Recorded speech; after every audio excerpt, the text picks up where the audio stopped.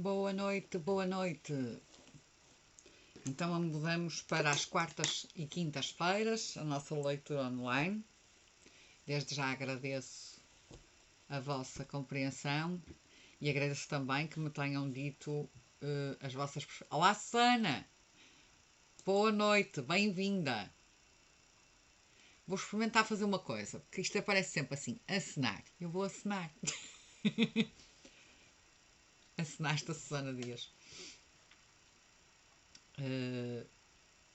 Boa noite, minha querida.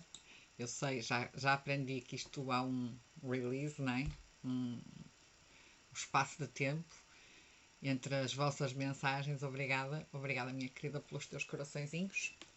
Então hoje vamos para o capítulo 5º. Eu tenho aqui umas letras na minha frente. Deixa eu lá ver se... Olá, Daniela. Boa noite. Muito bem-vinda. Hoje vamos para o capítulo 5º. Estava eu aqui a dizer, desde já, muito obrigada por... O que é que eu fiz aqui? Não vos mandei abaixo, foi não? Obrigada, obrigada pelos coraçõezinhos. Muito obrigada por terem aceito alterarmos o nosso horário, mas eu agora às segundas e terças-feiras estou numa formação e pronto, e é para mim complicado. A única hipótese era pormos um horário tipo 11 da noite aqui de Portugal, mas depois de ouvidas as pessoas do grupo, optou-se então por quartas e quintas-feiras às 21h30. Eu queria que estas coisas saíssem daqui, mas não sei como é que isto se faz. Olá, Nanda, boa noite. Hoje eu gostava bastante que isto saísse daqui bem. Não interessa, vai ficar ali com aquelas letras pretas. Aqui no... ia tocar no computador, com o dedo também. E hoje vamos começar com uma história muito interessante na nossa evolução do autoconhecimento. Ainda estamos no primeiro andar, como vocês se recordam, em que os detergentes espirituais são a verdade e a responsabilidade. Nós, no porão, como vocês se lembram, tínhamos que ter como detergentes espirituais a vontade e a disposição. No primeiro andar nós vamos precisar de verdade e de responsabilidade. Ou seja, é quando nós começamos a perceber que temos que ser responsáveis por uma mudança, queremos uma mudança e olhamos para as coisas com verdade. Não nos escondemos, não temos medo de dizer o que sentimos, já começamos a expressar o que sentimos, etc. E então hoje a autora Ellen Van Zandt traz uma particularidade, uma história. Vocês sabem que ela vai falando as coisas, mas depois conta umas histórias também pelo meio, e traz uma história muito interessante, de uma perspectiva muito interessante, que é de um casal de homossexuais. E isto dá-me logo uma reflexão antes de nós entrarmos na leitura propriamente dito. É que muitas vezes nós somos muito condicionados pelos nossos valores e por olharmos o outro de acordo com aquilo que nós somos, não é? O outro, eu tenho sempre falado na situação do espelho, e portanto nós olhamos o outro também como um semelhante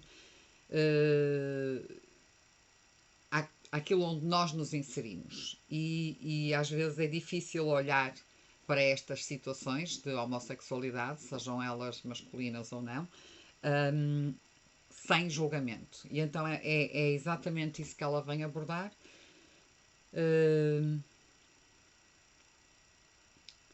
E que nos vem de alguma maneira ensinar a olhar para o outro sem esse julgamento e além do nosso condicionamento. O outro não tem que ter as nossas opções, o outro não tem que fazer as nossas escolhas.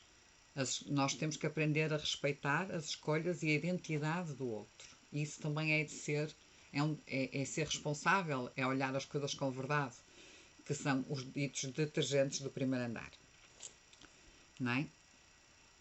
E então vamos lá começar a leitura. E cá vamos lá, nós. Bruce, capítulo 5, limpando a geladeira, o frigorífico. Bruce e David eram amantes do vinho, da corrida, da arte e um do outro. Bruce achava que a sua união havia sido feita nos céus, porém tinha um pequeno problema. Um problema mínimo, quase insignificante. David não era gay assumido e Bruce era. David ficava em cima do muro, vivendo como bissexual e morando com a sua namorada muito heterossexual há 4 anos. Bruce sabia que este pequeno obstáculo punha em risco o relacionamento deles. Portanto, Bruce era assumido e David não era. Por isso tentou de todas as formas convencer David da necessidade de admitir para si mesmo e para o mundo que era gay. Todas as vezes que tentava, a resposta de David era a mesma. Vou contar logo para a minha família e terminar com a Diana. As palavras podem acalmar a nossa mente por algum tempo, mas quando existe uma crise, a mente precisa de atenção. Temos que fazer alguma coisa para sustentar as palavras. Especialmente se estivermos ouvindo as mesmas palavras há 2 anos. Olhem esta frase como é interessante. Temos que fazer alguma coisa para sustentar as palavras. Muitas vezes nós dizemos coisas, mas não temos ações condizentes com aquilo que dizemos, não é? E eu falo também por mim. Quantas vezes eu digo que vou mudar isto, ou vou fazer aquilo, e digo uma coisa e depois faço outra completamente diferente, porque nós temos comportamentos que são muitas vezes automáticos e depois a mudança custa sempre um bocadinho, não é? Uma pessoa tem que estar vigilante às nossas mudanças, então dizer que se vai fazer uma coisa que é contrária àquilo que nós estamos habituados a fazer, às vezes é difícil de pôr em marcha e de concretizar. Então a autora tem esta frase: temos que fazer coisas para sustentar as palavras. Especialmente se estivermos ouvindo as mesmas palavras há 2 anos. Esta falta de ação estava a criar uma certa insatisfação no relacionamento. De outra forma, perfeito. Tornou-se uma questão séria no dia em que encontraram a irmã de David numa loja de departamentos e ele agiu como se não conhecesse Bruce. Isto, agir como se não o conhecesse, mas isto seja numa relação homossexual ou heterossexual, é uma falta de integridade, ok? É uma falta de integridade com o parceiro. Quando alguém não nos reconhece ou faz de conta que não nos conhece e nós estamos numa relação, seja ela heterossexual ou homossexual, a pessoa que o faz tem falta de integridade. Não é íntegra, não é inteira com o parceiro. Quando Bruce perguntou se não iria apresentá-lo, David lançou-lhe um olhar que quebraria uma pedra e perguntou: Nós nos conhecemos? A irmã ficou horrorizada porque um cara gay estava tentando cantar o seu irmão em plena luz do dia. Era revoltante, pensou, e David concordou com ela. Concordou a tal ponto que deixou Bruce de queixo caído no balcão da Dior. Alguns dias depois, quando David teve a decência de telefonar a Bruce, Bruce realmente soltou os cachorros em cima dele. Não bastava David negar a sua própria sexualidade, tinha ainda que negar Bruce.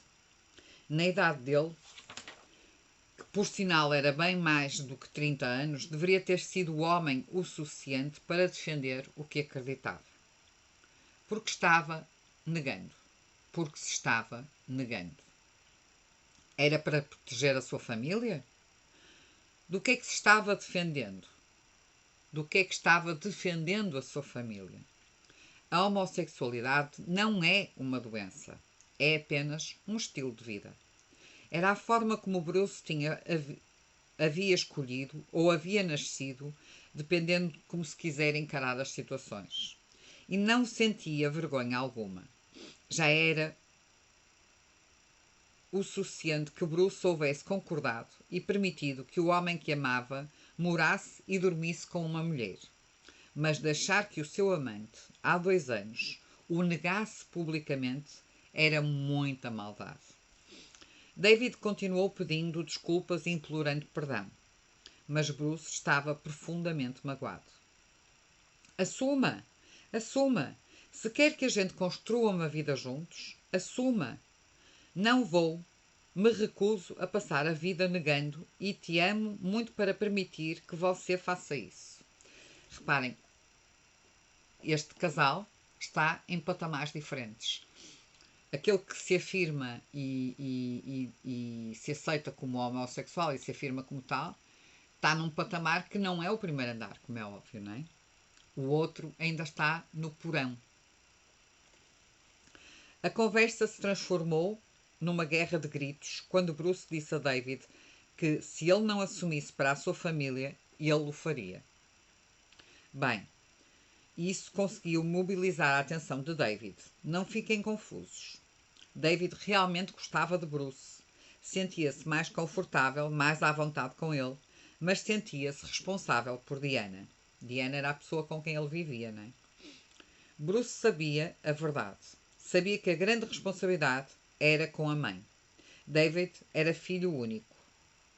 Para piorar as coisas, era o irmão gêmeo que havia sobrevivido. Seu irmão morrera com 4 anos, atropelado por um carro dirigido por um homem gay, semi-bêbado, semi-louco, que viera desatinado pela rua depois de brigar com o seu amante. Preste atenção. Havia muitos aspectos. Confusão emocional, álcool, um sinal de trânsito quebrado. Mas o foco da mãe de David era o facto de o homem ser gay. A senhora Josephine ficou fora de si por 2 anos. Quando os efeitos dos remédios passaram, ela começou a travar uma luta ferrenha contra a homossexualidade. No caso, não é, o David tinha um irmão gêmeo que sofreu um acidente e faleceu naquele acidente e o acidente não interessa os factos do acidente, o que interessa aqui à mãe do David é que a pessoa que conduzia o automóvel era gay e, portanto, ela, além disso, fez uma exclusão. E no pensamento sistémico, uma das leis é a lei do pertencimento, em que todos pertencem ao sistema, não é? E ela excluiu automaticamente qualquer pessoa que seja que tenha aquela opção sexual, está excluída. Como é que o próprio filho podia dizer então à mãe que era homossexual? Chegou até a dizer que se algum dia descobrisse que o seu filho, seu irmão, seu marido ou qualquer homem que jamais a tivesse tocado era gay, ela se mataria. Chantagem psicológica. A senhora Josephine era um pouco dramática.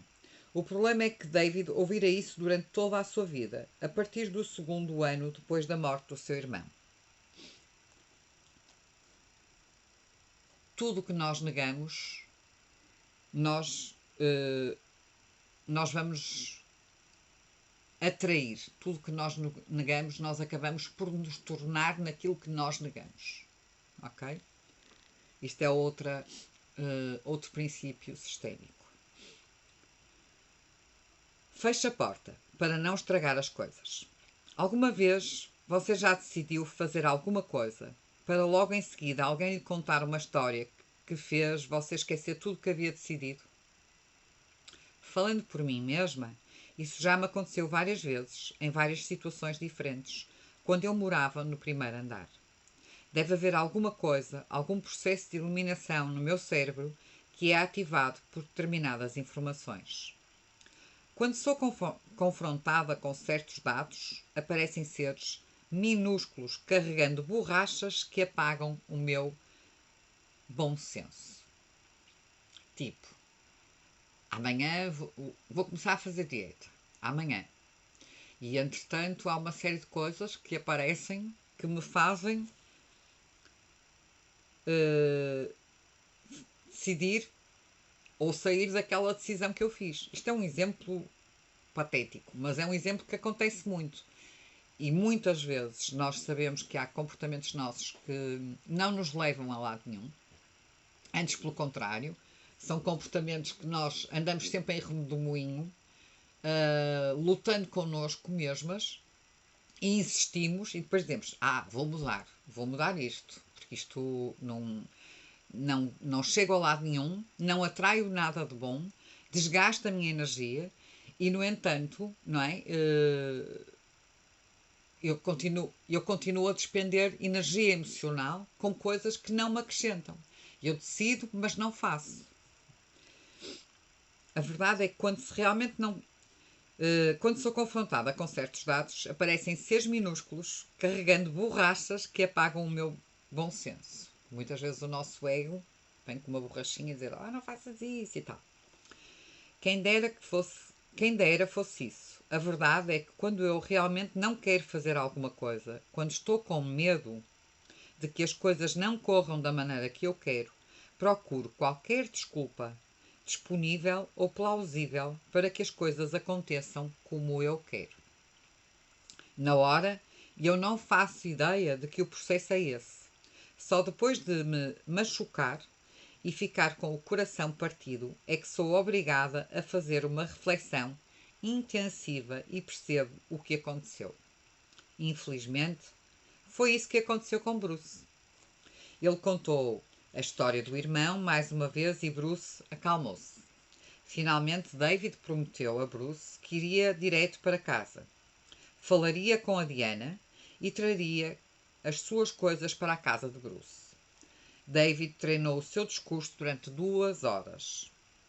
Antes de ir para casa, sentia-se equilibrado e pronto, com uma lista mental de todas as coisas que precisava dizer para então fazer as malas. Diana estava a consolar a senhora Josephine, obviamente arrasada pela dor. Foi papai? Perguntou David, sem querer realmente saber. A senhora Josephine levantou a cabeça, apenas o suficiente para despejar. David, eu disse aos médicos que Jim não era homossexual. Eu disse que ele não poderia ter pego o vírus do HIV de algum tipo pervertido homossexual. Ele também não usava drogas. Eles me disseram para ficar calma. Você acredita? Ficar calma? Essas palavras cortaram David por dentro, como uma faca quente na manteiga. Não era o facto do seu tio Jimmy, que era reconhecidamente viciado em drogas injetáveis, ter sido diagnosticado com AIDS, com SIDA, não é? Era a reação da sua mãe à situação.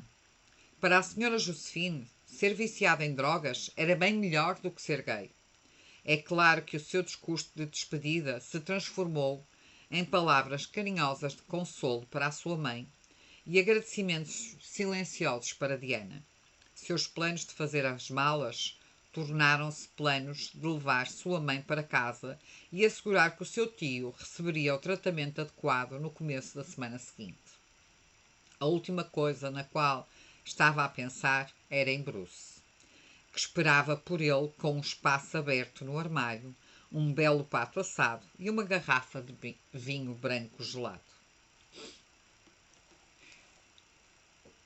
Quem comeu o bolo que eu deixei na geladeira? Sei que vocês sabem disso, mas sinto-me compelida a lembrar-lhes de que, quanto mais adiarem alguma coisa, mais difícil vai ser o que têm que fazer, dizer e o que têm que dizer.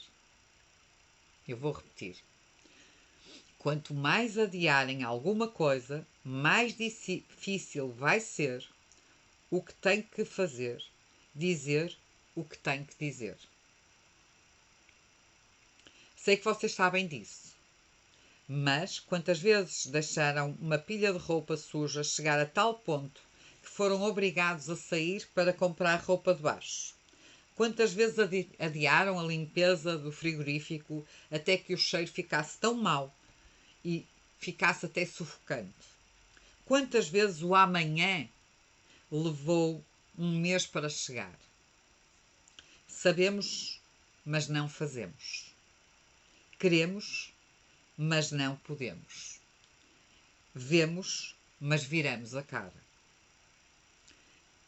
num outro lugar, esse tipo de adiamento tem efeito mais devastador, que é o lugar dos nossos relacionamentos.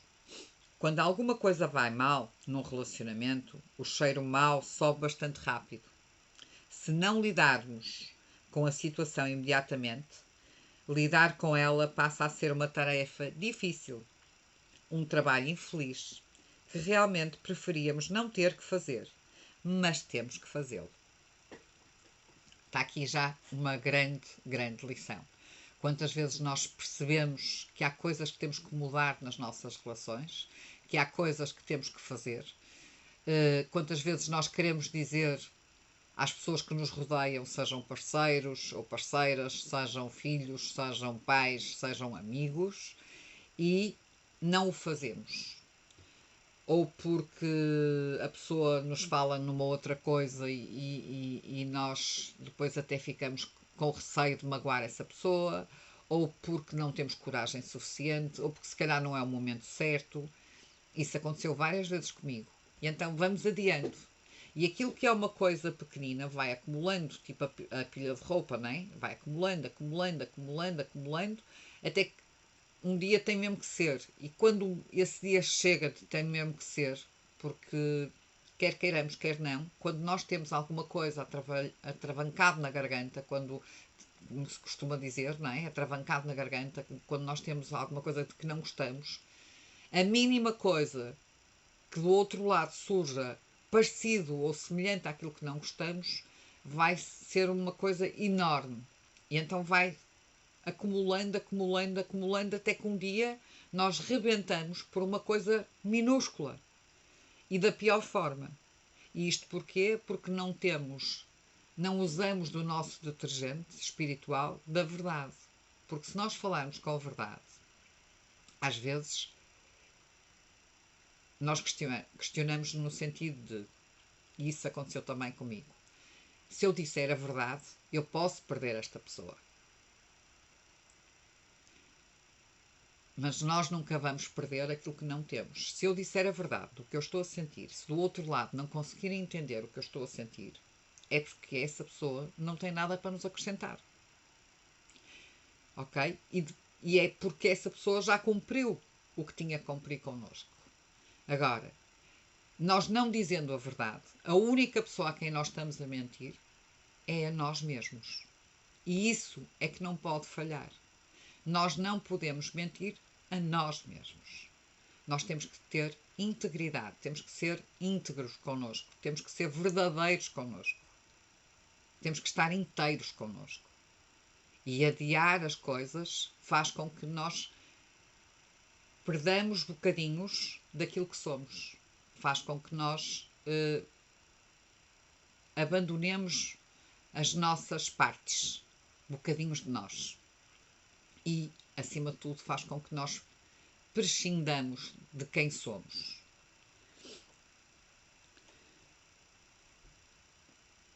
Se não lidarmos com a situação rapidamente, lidar com ela passa a ser uma tarefa difícil, um trabalho infeliz que realmente preferíamos não ter que fazer, mas temos que fazê-lo. David não pôde encarar Bruce durante semanas. Após receber vários telefonemas de um Bruce obviamente choroso, finalmente ligou de volta apenas para dizer que estava bem. Após assegurar a Bruce de que não o havia largado como um monte de lixo no meio da rua, e contra todo o seu bom senso, David entregou-se e concordou em encontrar-se com Bruce no apartamento dele. Contou-lhe a história, toda a história, que agora já possuía um elenco com muito mais personagens e com a senhora Josephine como diretor. Bruce, é claro, foi protetor e tranquilizador. Declarou o seu perdão e a sua compreensão. Estava a procurar informações sobre SIDA no catálogo de serviços, motivo pelo qual provavelmente não entendeu o que David queria dizer quando deixou escapar que ia casar com Diana e não o veria mais. Mesmo quando David já estava na metade do corredor, Bruce ainda não tinha conseguido entender o que realmente estava a acontecer. na cabeça de Bruce, isso era apenas mais um pequeno desafio que teriam de superar. O amor conquista tudo, certo? Errado. O amor não pode trabalhar contra a desonestidade, a negação, o medo ou a tentativa de agradar as pessoas. É fisicamente impossível que duas coisas ocupem o mesmo espaço ao mesmo tempo. Quando existe medo, o amor não pode resistir. Ou há medo ou há amor. Duas coisas não ocupam o mesmo espaço ao mesmo tempo. Quando existe uma desonestidade patente, mentiras o tempo todo, quando nos escondemos e nos negamos, o amor não pode existir. O amor também não discrimina. Existe onde quer que seja bem-vindo, reconhecido e respeitado. 3 semanas depois, após vários telefonemas sem respostas, Bruce percebeu que fora deixado no meio da rua. Abandonado, amargo, confuso e sem ter muita certeza do que havia dado errado. O que Bruce não entendeu é que havia-se transformado num inquilino do primeiro andar da Casa do Amor e que David estava no porão, passando por uma experiência de meio tempo.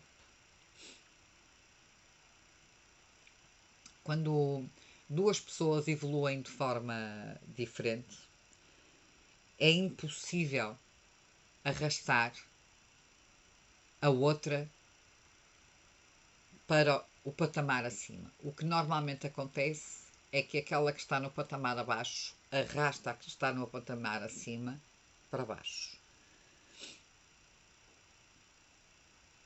Nunca o contrário. É impossível, quando duas pessoas estão num patamar diferente, que uma arraste a outra para um patamar mais alto. O que acontece é o inverso. Este é um caso claro de abrir o frigorífico, detectar o mau cheiro e ter que vasculhar todas as coisas metidas em sacos, tigelas, caixas para encontrar o culpado. Como dissemos antes, é um trabalho nojento, mas às vezes temos que fazê-lo. Sabemos que tudo o que colocamos no frigorífico estava bom. Porém, agora, como resultado do adiamento da tarefa desagradável, temos um grande problema. Agora precisamos de identificar o que estragou, tentar descobrir como esquecemos que havíamos comprado aquilo e porque é que nunca servimos aqueles restos e o que era aquilo verde ou lamacento que está a escorrer pela porta. Temos que enfiar as mãos em coisas que não conseguimos mais identificar. Temos que limpar os pratos imundos. Temos que colocar todo o lixo e deitar fora. Então, lembramos-nos de que o caminhão do lixo só vai passar daqui a 4 dias. É isso que acontece nos relacionamentos. Quando deixamos que as coisas se estraguem. Quando nos recusamos a fazer o trabalho aos poucos. Quando deixamos coisas por dizer e fazer. O mau cheiro irá entranhar-se em tudo. Nesse meio tempo, provavelmente é mais sábio não acreditar que o seu parceiro irá agir da maneira que você espera, que ele espera ou exige. Lembre-se que o meio tempo frequentemente é uma época de medo e confusão, quando é difícil prever ou saber o que esperar. Também devemos ser um pouco céticos em relação a alguém que promete fazer qualquer coisa e está num meio tempo. Pessoas que prometem e juram que vão fazer algo, normalmente estão a tentar convencer-se a si mesmas de que podem ou querem fazer o que você quer que elas façam. Interessante. Pessoas que prometem e juram que vão fazer algo, normalmente estão a tentar convencer-se a si mesmas de que podem ou querem fazer o que você quer que elas façam. No instante em que ouvir as palavras "eu prometo" ou "juro que vou", preste atenção. Não se conforme com a sua tendência de ignorar a verdade. Esse tipo de informação notifica-nos que não podemos confiar no que está a ser dito. É claro que não queremos admitir isso para nós mesmos. Nem podemos confrontar os nossos parceiros com suspeitas. Em vez disso, respire fundo e recuo. Quantas vezes nós traímos a nós mesmas com falsas expectativas? A nós mesmas ou a nós mesmos. Criamos expectativas, criamos e depois temos desilusões, que é uma palavra interessantíssima. Só existe uma desilusão porque em algum momento houve uma ilusão.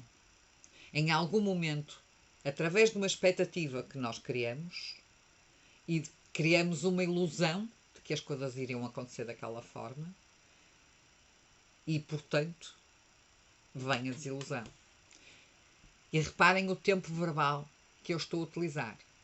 Nós criamos, eu crio uma ilusão, eu crio uma expectativa e eu sofro uma desilusão por força da expectativa ou da ilusão que eu criei anteriormente. E eu digo, eu crio, eu faço e eu tenho a desilusão. Isto para quê? Nós, no trejeito espiritual que nós temos no primeiro andar, um deles é a responsabilidade. E o que é isto da responsabilidade? Nós somos 100% responsáveis por tudo o que nos acontece. Somos nós que criamos esse comportamento, somos nós que criamos essas expectativas, não é o outro, somos nós.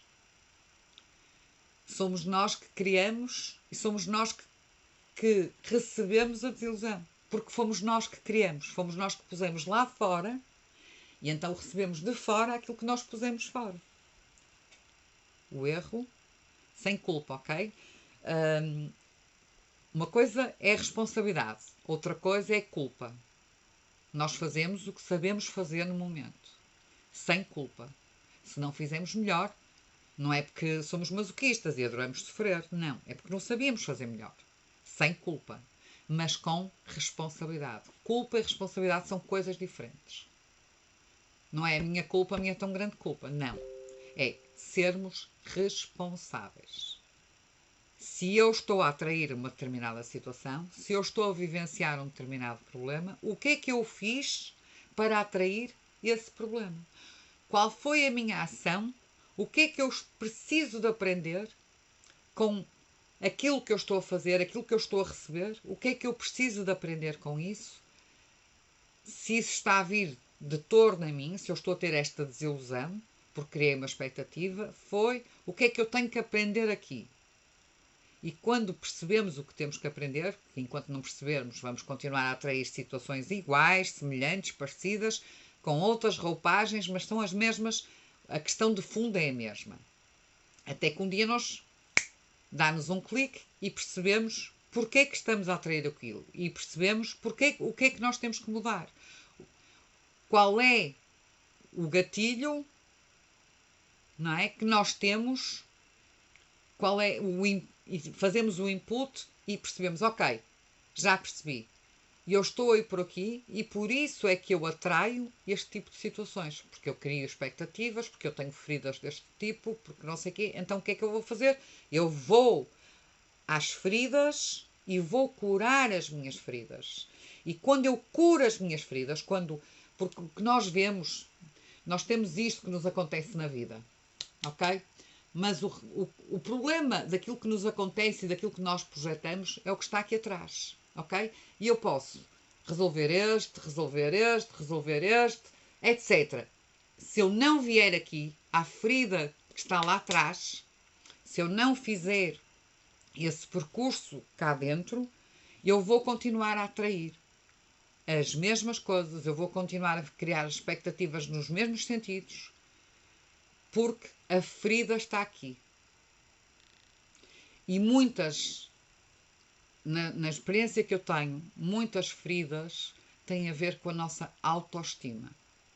com a nossa falta de amor próprio. Nós vamos à procura do amor nas amizades, no parceiro, na parceira. Vamos à procura do outro para nos dar amor. Mas é exatamente o contrário. Nós temos que gostar de nós. Nós temos que perceber o quanto nós somos únicos e especiais, ok? Os nossos defeitos e as nossas qualidades, e digo defeitos, porque os nossos defeitos, numas situações são defeitos, noutras são qualidades. Eu, por exemplo, sou teimosa. A minha teimosia, às vezes é um defeito, é uma coisa menos boa, porque quando teimo numa coisa que não é para mim, é menos boa, mas às vezes é muito boa, porque é aquilo que me faz andar para a frente. Portanto, os defeitos também são bem-vindos. Nós temos defeitos, nós temos sentimentos menos bons, nós temos raiva, nós temos egoísmo, temos isso tudo, porque nós somos as duas coisas, yin e yang. E eu estou-me a perder na leitura, peço desculpa. Vou já retomar ao livro. E, portanto, é muito importante nós aceitarmos e amarmos cada bocadinho de nós. Cada bocadinho do nosso corpo, cada regueifinha, cada gordurinha, cada ruga e cada qualidade ou característica, que eu acho melhor, mais bonito.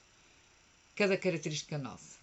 Porque é isso, é esse conjunto que faz de nós seres únicos, que traz a nossa unicidade. E quando nós percebemos a nossa unicidade, nós conseguimos ser íntegros, inteiros. Então vamos voltar ao livro. Peço desculpa por me ter perdido.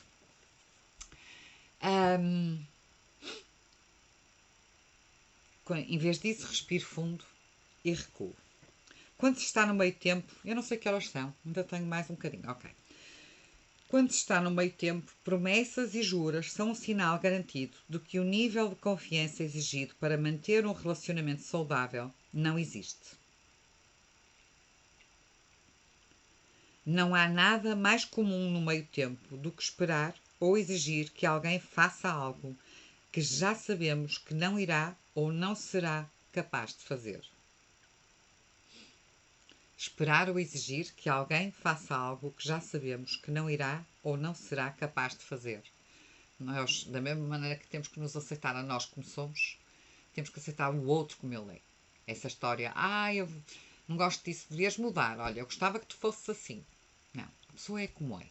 Gostamos, não gostamos. Avançamos, vamos para o outro lado. Aquela pessoa não é para nós. Pedir para alguém fazer o que sabemos que não é capaz, ou exigir que faça algo que queremos, sabendo que tem medo ou que está confuso, é uma coisa muito agressiva e cruel para ser feita connosco e com as outras pessoas.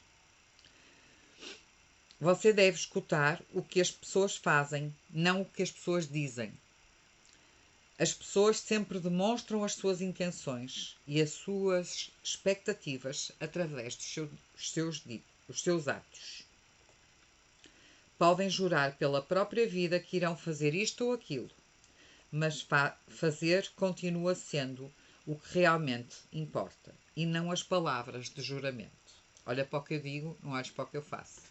Aqui é exatamente ao contrário. Eu peço desculpa, vou beber um bocadinho de água. É olharmos para aquilo que as pessoas fazem e não para aquilo que as pessoas dizem.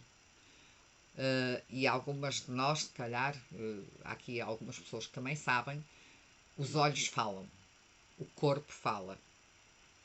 E essa leitura também é super importante. A nossa e de quem está à nossa frente. Lermos o outro e lermos a nós. Ouvirmos o nosso corpo, ouvirmos o que ele nos diz, as reações de arrepio, não gostamos, às vezes não percebemos, e não escutamos o nosso corpo, ok? Escutem o corpo. O corpo fala muito. Peço desculpa.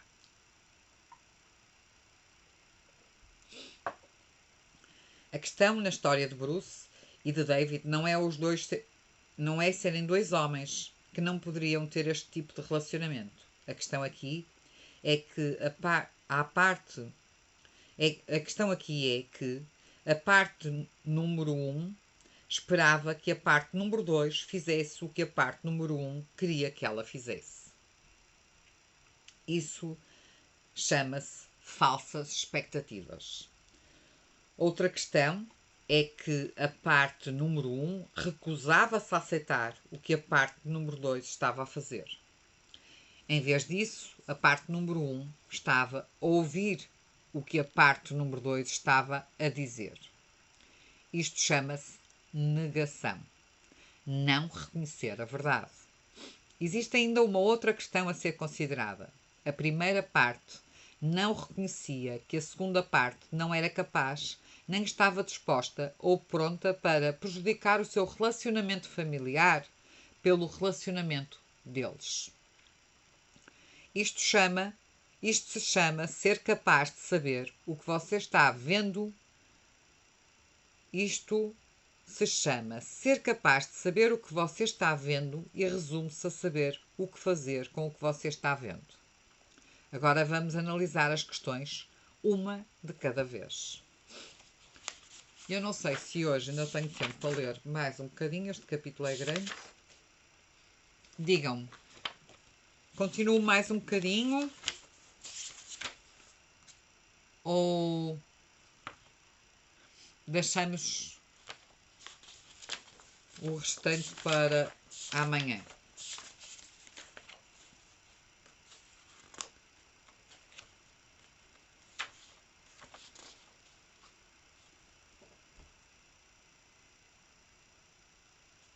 Eu não sei o que é que se passou aqui. Ups. Eu precisava que me dessem feedback para saber. Por mim continua. Que engraçado. Só agora mais um pouco. Olá, Adriana, eu peço desculpa. Olá. Eu peço desculpa. Eu estava com umas letras pretas aqui e nem sequer via o que vocês me estavam a escrever. Ok. Então eu vou continuar. Eu estou um bocadinho atacada do meu nariz. Eu vou ter que beber mais água. Mas eu vou ler mais um bocadinho, então, para amanhã temos menos. Saiba o que você está vendo. Muitas pessoas entram no relacionamento com falsas expectativas. Isso acontece. Uau! Esta frase é logo uau! Muitas pessoas entram nos relacionamentos com falsas expectativas. Uau! Para mim faz muito feedback. Isso acontece quando queremos que as pessoas façam o que queremos que elas façam, apesar de estarem a indicar-nos claramente que têm outras intenções. Uau! Se David, que tinha quase 40 anos, ainda não estava assumido, porque Bruce esperava que ele fizesse isso agora? Pois é, Susana. É para rir, não é? É o máximo. Sua incapacidade ou falta de disposição para fazer isso não significava que David não gostasse de Bruce, mas simplesmente que não estava pronto. Existem momentos em que esperamos que as coisas sejam capazes de fazer algo que ainda não estão prontas para fazer. É esta a diferença entre as pessoas que moram no primeiro andar e as que vivem no terceiro andar. No terceiro andar, o amor não faz exigências. Não cria expectativas. No primeiro andar, sim. Frequentemente as coisas não correm bem nos relacionamentos porque as pessoas pelas quais nos sentimos atraídas estão seguindo outro caminho para atingir um outro objetivo. Cada um de nós tenta convencer o outro a trilhar o caminho que escolhemos. Nada é mais difícil do que isso, o que nos leva a precisar de outro detergente espiritual. A verdade. Eu vou respirar fundo porque isto para mim hoje está muito forte. O recado é muito também para mim. Você deve trilhar o caminho que é verdadeiro para você. O caminho que você escolher não é a verdade absoluta, mas tem que ser verdadeiro para você. A verdade é que Bruce era assumido enquanto David não era. Você pode amar alguém profundamente, mas tem que aceitar que ele pode não trilhar necessariamente o mesmo caminho que você. Escolheu outro caminho, outra lição, que pode não ser completamente, ou pode não completar a sua.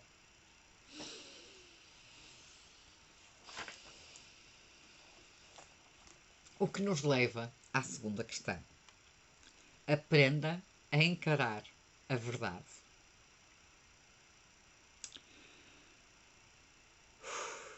Dose, não é? Porque Bruce, que era abertamente gay, iria querer um relacionamento com alguém que estava a morar com uma mulher e que tinha medo de contar a verdade para a sua mãe. Isso não seria uma forma disfarçada de autonegação? Será que você não está armando um cenário para se decepcionar? Você realmente não pode se decepcionar quando esta pessoa não trata você da maneira como quer ser tratado. Ao participar da autonegação de David, Bruce devia ter esperado que ele também o negasse. Na verdade, ele era negado todas as noites quando David estava roncando ao lado de Diana. Escolheu ser parte do problema em vez de ser parte da solução. Que frase fantástica! Escolheu ser parte do problema em vez de ser parte da solução. Isto tudo porquê? Por criar expectativas e por entrar, em vez de encarar a verdade, entrar em autonegação. Espetacular.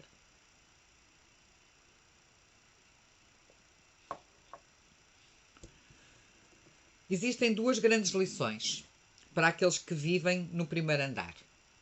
A primeira, encontre o seu eixo e mantenha-se firme nele. Eu até vou marcar isto aqui porque depois vai servir para o post, que eu acho que está espetacular. Encontre o seu eixo e mantenha-se firme nele. 2. Permita que as pessoas trilhem o caminho que escolherem e ame-as assim mesmo. A verdade é que duas espigas de milho não crescem no mesmo ritmo. Dois botões de rosa não desabrocham ao mesmo tempo. Pode ser uma corrida cabeça a cabeça, mas todo o mundo e todas as coisas se desenvolvem no seu ritmo próprio. É muito tentador procurar interromper o seu próprio crescimento ou insistir que alguém acompanhe o seu ritmo. A verdade é que o crescimento simultâneo é raro nos relacionamentos. Normalmente as pessoas começam juntas, uma passa à frente e a outra fica para trás. Em alguns casos, a que está na dianteira pode-se esticar para trás e puxar a outra para a frente. Na maioria dos casos, a pessoa se estica para trás e diminui o seu ritmo. Às vezes até para. Encontre o seu eixo e mantenha-se firme. Podemos ainda amar a pessoa que está a correr atrás de nós, mas se ela resolver andar, ou se ela é nossa responsabilidade com nós mesmas continuar correndo. E como é que encontramos o nosso eixo? Existem vários passos, passos simples que podemos praticar constantemente e que nos ajudarão a encontrar esse eixo, que é o nosso ponto de equilíbrio. E ela agora vai falar nesses passos. E eu iria parar aqui por uma razão. Primeiro porque eu estou com imensa dificuldade, tenho o nariz tapado e não me parece muito normal e eu estar aqui a fazer exercícios para libertar a minha sinusite. E então, vamos, até porque esta parte convém segui-la direitinha e amanhã falaríamos sobre este, porque isto ela vai propor aqui alguns exercícios e amanhã falaríamos sobre a questão de como é que nós encontramos o nosso eixo e quais os exercícios que podemos fazer para encontrar o nosso eixo, quais os pontos, ok? Tudo bem para vocês assim?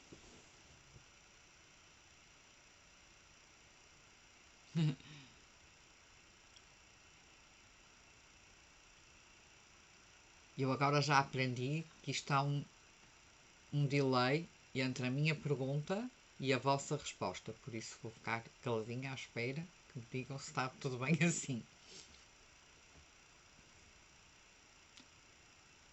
Combinado. Obrigada, obrigada.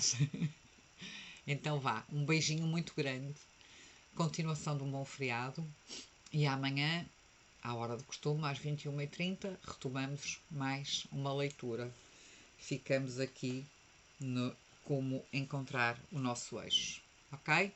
Um beijo enorme, muito obrigada pela vossa presença. Fiquem bem e até amanhã. Beijinho enorme, fiquem bem. Agora aqui.